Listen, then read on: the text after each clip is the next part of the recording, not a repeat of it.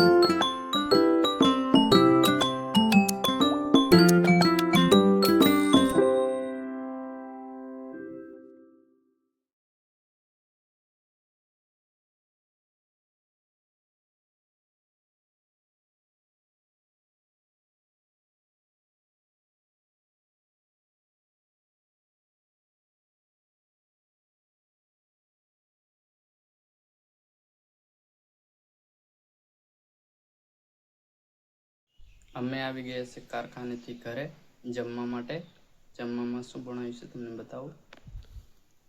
કારેલા અને રોટલો દેખો. ચાલો વિડીયોમાં બને રહો, તમને બતાવીએ આગળ. હવે અમે જમી લઈએ.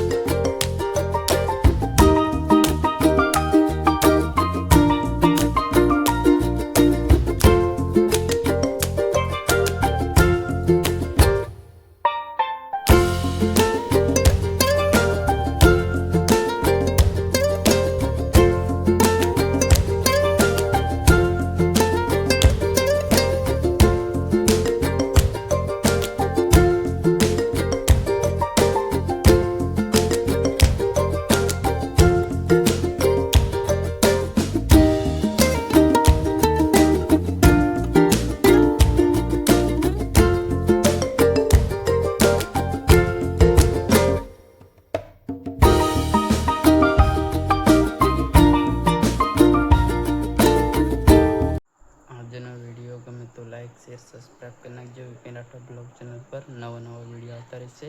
આજનો વિડીયો અહીં પૂરો કરીએ છીએ. નવો બ્લોગમાં મળીએ કાલે. Okay bye.